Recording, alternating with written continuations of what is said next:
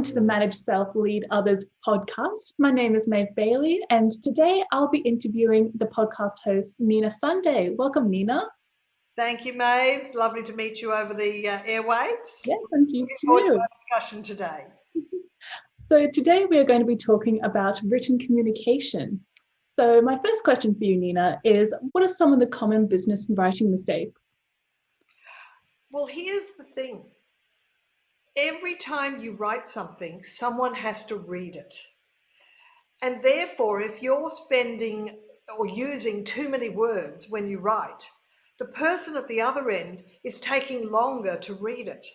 So the discipline is, if you can cut out any unnecessary words, it's not only crystal clear communication, it's actually saving time all round, because it usually also cuts out ambiguity, lack of clarity, and it just means that if people look at an email and they just see a sea of words without any white space or any kind of layout or even the use of bullets that kind of aid meaning and aid comprehension, people tend to put that aside and go, oh, I'll look at that later. So it often sets up a ripple effect of slowing down the chain of communication. So the discipline of being clear with the fewest words is an efficiency tactic that has just really widespread implications. Yes. So you mentioned about emails and white space. What would you say are the top complaints around email communication? Well, I think a lot of people complain about old subject lines being used for a new subject. That's one of my pet peeves. But of course, in Outlook at least, you can rewrite the subject line and then save it with that. But because sometimes I'm searching for a past email with an item of information in it, and I overlook an email that actually is the one I'm looking for because they used a very old subject line. But there is an initiative on the net that anyone can find, and it's 5sentence.es, so 5 sentences, but the ES stands for España, which is Spain. So it's just 5sentenc.es.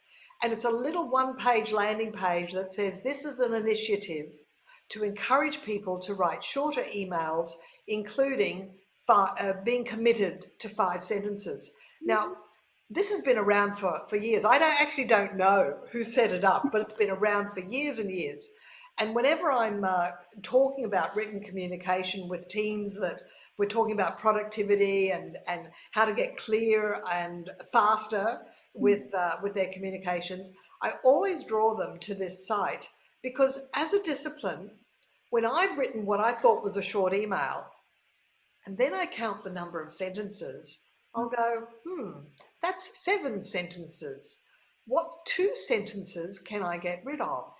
And I get rid of those 2, and I look at it and I go, yep, that was clearer, it was to the point, and it'll take my recipient less time to read it. Now, of course, I'm not suggesting you do that with every single email, but it's an exercise that's worth doing to enable you to get into the discipline of going, I don't need to add that little extra detail. It is one thing to have good tone, but it's another to add unnecessary detail. Having said that, I just want to say that another complaint about email communication is not taking the time to do a proper courtesy salutation.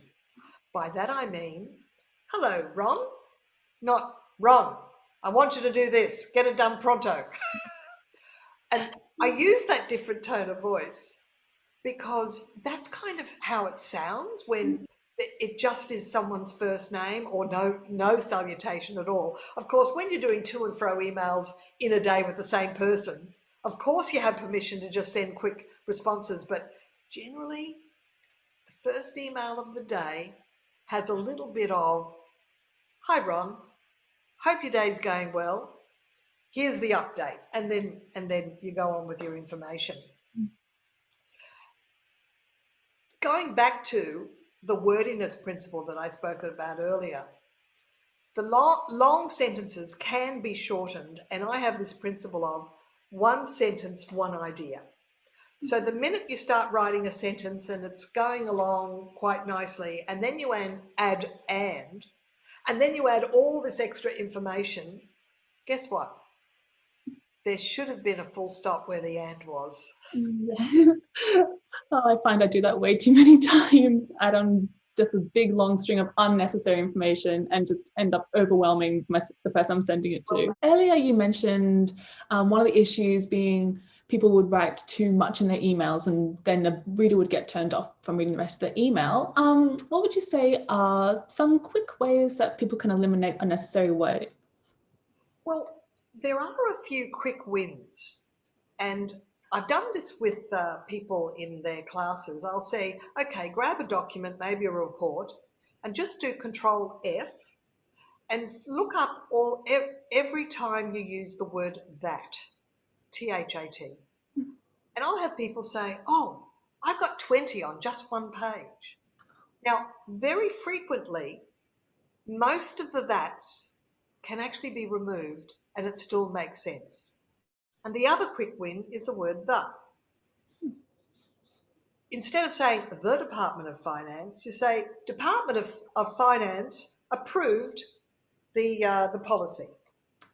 Instead of the Department of Finance approved the policy. Sometimes you can say, often you can eliminate a lot of unnecessary those. The other little quick win is there's a thing called qualifiers. And these are the words that people think create weight, like it was very hot, or it was really bad, or it was very important, it was rather good. So just all these little modifying words, you'd be far better off to find one word that adds that emphasis. So it was superb, it was significant instead of very important. It was, what did I say? Rather bad. It was tardy. Whatever is the word that you want to use, find a better word than using that qualifying word. But the other thing I say is don't even necessarily find another word. If you just say it was important, and somehow that has more gravitas or weight. So getting, there was some people there. There were people there. So it's all just some, pretty, rather, very, all those little qualifying words. Your statement has far more clarity and far more weight without it. So it's kind of a counterintuitive. What is your opinion about apostrophes? Like where do people add apostrophes in sentences that aren't necessary? Well, this is interesting that you should bring this one up, Maeve, because I've been posting on LinkedIn about the unnecessary apostrophe, and it caused a great deal of conversation and to and fro comments because it was all to do with whether when you're writing a plural of anything, so videos, books, and it's amazing the number of times people put apostrophe S before a plural. And by plural just means instead of video, it's videos. There is no apostrophe before the S when you're talking about more than one, which is the plural, as opposed to the singular.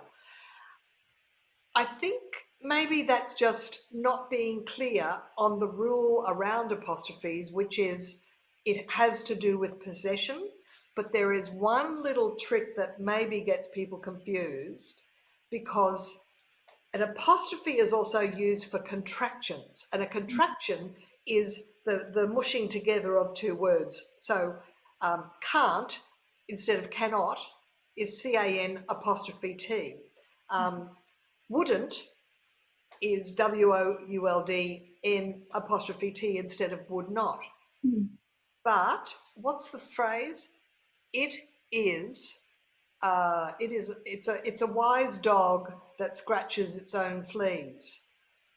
It's just one of those silly made up sentences, but it's IT apostrophe S stands for it is. It's a wise dog that scratches its. There's no apostrophe in it's when it's actually talking about the possessive. its fleas. So it's a silly sentence. It's meant to just kind of give you a bit of a laugh, but it uses the two versions of the word in the one sentence, one that should have the apostrophe and the one that should not. So I think there's been this lack of clarity because of just because there is that one example where it is the possessive, but it's not got an apostrophe. Now, Yeah. now we're talking about yes, the can'ts and the wouldn'ts. I think one that there's a bit of a mistake around is when people say could've. How is it spelt? Could've. Well, you're saying it correctly, because I hear people say, "Oh, I could have," and that tells me that there's a very strong risk that they're going to misspell it. The correct, because it's a contraction of could have. I could have danced all night. But if you say, "I could have danced all night," I think you're going to spell it COULD, new word, OF, could of. But that doesn't make sense. And in fact is incorrect. So I like to clear that one up, because I've seen some otherwise very successful business people make that error, because it's like whispered down the lane. They're hearing people say, "Oh, I could have," or "I would have." And so they're thinking, "Oh, that's how you must spell it." But it is in fact the contraction. There you That's go. just one of those silly little points. I probably would like to talk a little bit about the language of influence and how to create a rapport feeling in the recipient. Would that be a good thing for me to mention? I think so. Yes, I think that would be really good. Because one of the things I notice in when we talked about the lack of a salutation, if you don't add a little bit of positive tone, because the words in an email are just words only, and it's not adding tone of voice, it's not adding body language, and maybe one emoji in a business email is acceptable these days, not much more than that. But there are a couple of what I call red flag words that if you start using that word, people may even stop reading altogether and just fly off the handle, or you just become have a negative reaction to the communication. So one of the red flag words is unfortunately. Never start an email with unfortunately. They're going to think the worst. Like it might be, "Unfortunately, I don't have an answer yet." But they think, "Oh, unfortunately, the answer is no." So never use unfortunately if you can. Just communicate the fact we're still waiting for the answer. We expect, and if we don't hear from it soon, we'll chase it up for you. Something like that. You don't need to use unfortunately. But the other red flag word is when you're giving some sort of suggestion or advice, don't use the word should. Can you think why I would be suggesting that, Maeve? Because I would say that you're telling someone rather than saying, "Oh, maybe this would be better." You're saying, "Definitely do this." Exactly. You're actually taking away their sense of choice. The minute you say, "You should contact that person and tell them exactly what you think," then when the next time you see them, if you say to them, "Oh, did you contact that person?" they're going to feel embarrassed if they didn't, because you said they should. So you almost took away their sense of choice. And it doesn't give people a good feeling. So you must. Here are the others: should, must, ought to, have to, required to. Redundancy is a form of repetition. Now, what would you say are some of the common errors that people could avoid? Well, my favourite one that I like to tell people about is the reason why.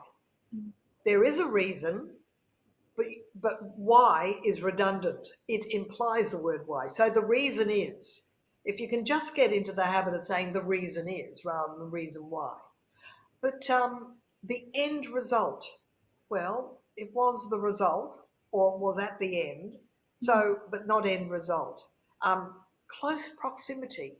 Well, proximity means close. So that's what I mean by redundancy. And that is a form of repetition, which also adds to wordiness. And it's kind of a cliche, but get yourself out of the habit of using cliches. Try and find words that convey the meaning and that sort of suggests that you've thought about the language that you've used.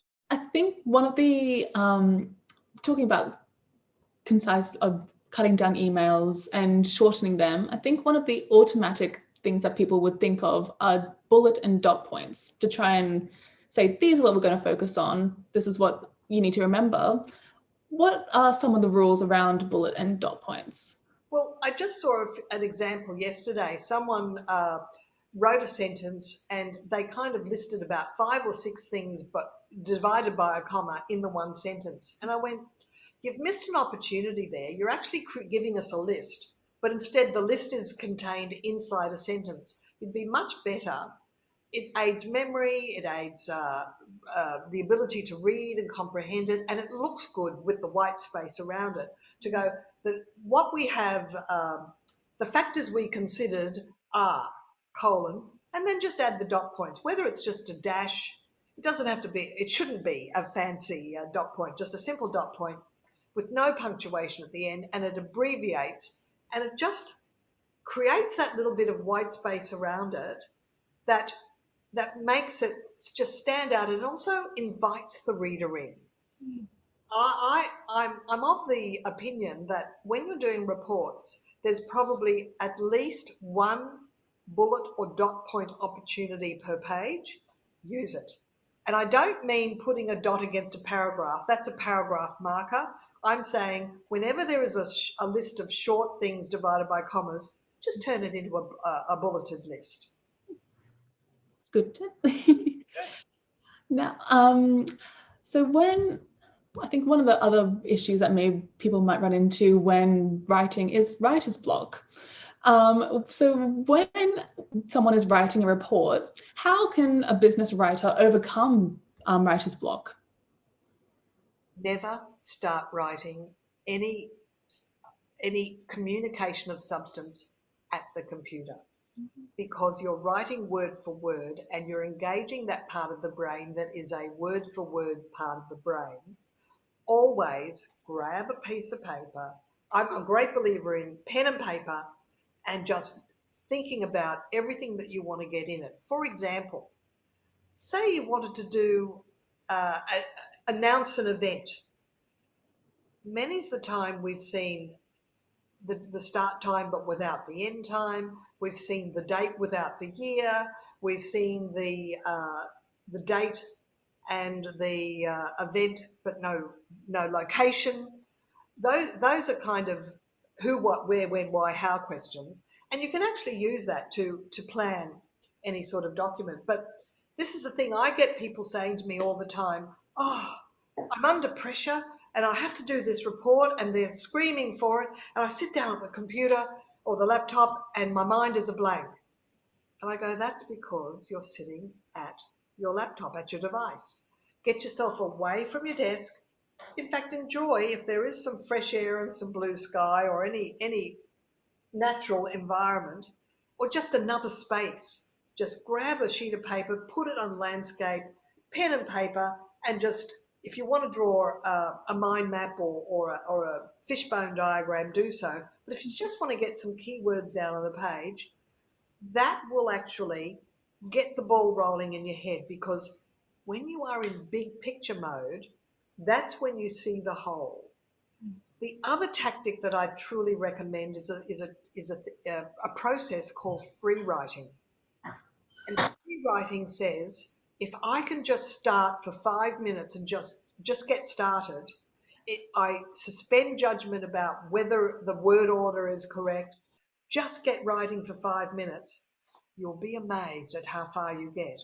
And sometimes that 5 minutes is enough to then go back to the computer, type it up, and then you're actually on your way if you want to just write first draft on your device.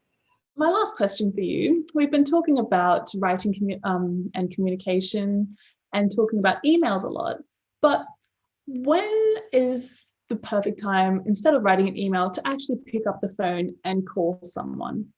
Oh, that is one of my favorite things to respond to, because look, I've been the recipient of an email where they were just shooting off at the mouth on email, and I go, this is a pick up the phone moment.